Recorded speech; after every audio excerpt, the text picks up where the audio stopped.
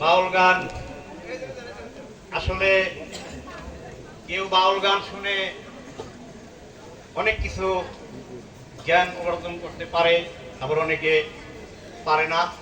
যাই হোক, আজকে দুজন গুণী শিল্পী আছেন, তারা অবশ্যই আপনাদের মাঝে কিছু গান পরিবেশন করবেন, যাতে নাকি আপনারা কিছু নিয়ে যাইতে পারেন। আসলে বাউল গান যারাই ভালোবাসে তারা কখনো কোনো খারাপ কাজে লিপ্ত হতে পারে না এবং কারোর সাথে কোনোদিন খারাপ আচরণও করে না। যাই হোক, আজকে আমরা সবাই মন দিয়ে বাউল গান শুনবো। আরেকটা কথা, সামনে জাতীয় সংসদ নির্বাচন, আপনারা সবাই জানেন। আমার পরিচয় দিছে যে আমি কোন দলের লোক, তাই আগামীতে চুহার নবকুঞ্জের মাটি ও মানুষের নেতা, আমাদের প্রাণপ্রিয়, আপনারা দুইবার যাকে নাকি উপজেলার চেয়ারম্যান বানিয়েছিলেন বিপুল ভোটে, সেই নেতা নমিনেশন পেয়েছেন, তার মার্কা ধানের শীষ। যাই হোক, আপনারা সবাই দ্বিধাদ্বন্দ্ব ভুলে গিয়ে যারা আওয়ামী লীগের মাইন্ডেড ছিলেন, সাধারণ মানুষ যারাই আছেন, হয়তো কোনো চাপের কারণে, ভয়ের কারণে অনেকে আওয়ামী লীগে ভোট দিচ্ছেন কি তাকে সমর্থন দিচ্ছেন, এখন তার আওয়ামী লীগ নাই।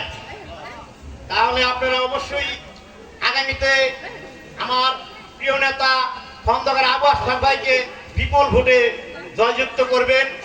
আগামীতে যেন আমরা তাকে এমপি নয়, মন্ত্রীর নিশানা নিয়ে এই কৈলাল ইউনিয়নে তাকে আমরা আনতে পারি। আমাদের কৈলাল ইউনিয়নের যেখানে যত কাজকর্ম বাকি আছে, যেখানে যত কিছু সমস্যা আছে, তিনি কথা দিচ্ছেন আপনাদের সবকিছু সমাধান করে দিবে। আর আরেকটা কথা, সেটা হচ্ছে আগামীতে, এখন তো নির্বাচন, অনেকে বসন্তের কুকুলের মতো আপনাদের সামনে আসবে, এটা দিমু ওটা দিমু, কেউ ভেস্ত দিব, কেউ সুযোগ দিবে।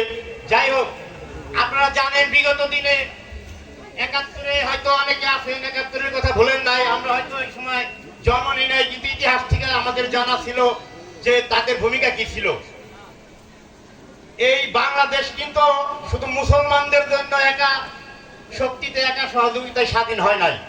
আমরা বাংলাদেশ পেয়েছিলাম হিন্দু, মুসলিম, খ্রিস্টান, বৌদ্ধ সকল ধর্মের মানুষ নিয়ে আমরা যখন যুদ্ধ করেছে, আমরা বাংলাদেশকে ফিরে স্বাধীন করেছিলাম।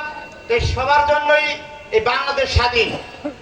আপনারা খন্দকার আবু আশরাফ ভাইকে সকলেই মিলেমিশে আগামী ফেব্রুয়ারিতে ভোট দিতে যাবেন, কারণ অনেকে আছেন ভোট কি জিনিস জানি না, যারা তেমনি বয়স 25-26 বছর, তারা আদৌ মধ্যে ভোটই দিতে পারে না।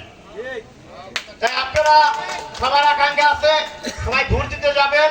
খন্দকার আবু আশরাফ ভাইকে আগামীতে এই চুহার নবকুঞ্জের মন্ত্রী হিসাবে আমরা তাকে আনবো।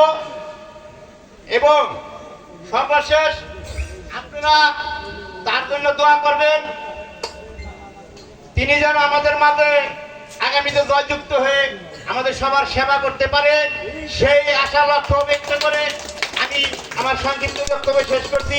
ধন্যবাদ সবাইকে।